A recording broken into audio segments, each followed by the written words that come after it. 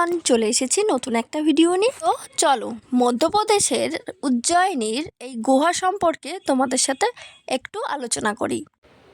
রাজা বিক্রমাদিত্যের গুহা। যোগীরাজ ভর্তৃহরির পিতা ছিলেন উজ্জয়িনীর রাজা গন্ধর্ব সেন। মহারাজা গন্ধর্ব সেনের 4টি সন্তান ছিল: ভর্তৃহরি, বিক্রমাদিত্য, সুভাতনৃত্য এবং ময়নাবতী। ময়নাবতী ছিলেন বিক্রমাদিত্যের বড় ভাই। রাজা মিথারি ছিলেন পরাক্রম, শক্তি, ধৈর্য, জ্ঞান, নীতি ও প্রজ্ঞার অধিকারী। চক্রবর্তী রাজা ছিলেন একজন ন্যায়পরায়ণ রাজা। তিনি ঘুষ, শাস্তি এবং নৈবেদ্যের সকল উপায়ে পরিপূর্ণ ছিলেন। 8জন রাজা সম্রাট তার পায়ে মাথা নত করেছিলেন। তিনি জগতের সুন্দরী রানী পিঙ্গলার ছিলেন তার সবচেয়ে প্রিয় স্ত্রী। প্রতিদিন মহারাজ মৃত্যুরীর রানী পিঙ্গলার প্রতি আসক্তি বাড়াতে থাকে। যৌবনের বসন্ত প্রবাহিত হতে থাকে।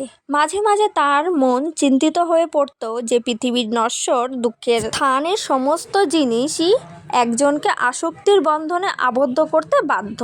নিঃসন্দেহে পৃথিবী এবং তার জিনিসগুলির বাইরেও একটি শক্তি রয়েছে, যা চিরন্তন শক্তি এবং আনন্দের পদ্ধতি।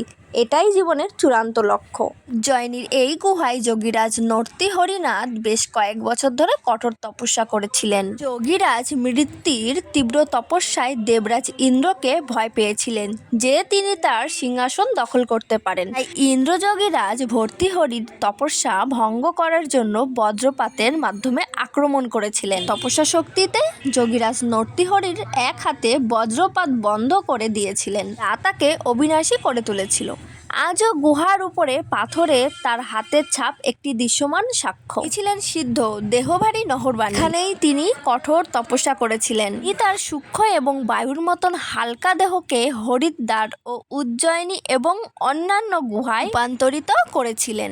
উভয় স্থানে একই সাথে উপস্থিত হয়েছিল। যোগীরাজ মাতৃহরিনাথ নামটি নাথ সম্প্রদায়ের মহান সাধক, তপস্বী, ঋষি, কবি, সাহিত্যিক, পণ্ডিত এবং সিদ্ধদের মধ্যে অত্যন্ত শ্রদ্ধা এবং গর্বের সাথে উচ্চারিত করা হয়। তো এই ছোট্ট ভিডিওর মধ্যে এই গোয়া সম্পর্কিত সবটাই তোমাদের সাথে শেয়ার করতে পারলাম না। ছিল ভিডিও, কেমন লাগলো জানিও। বাই, ভালো থেকো সবাই।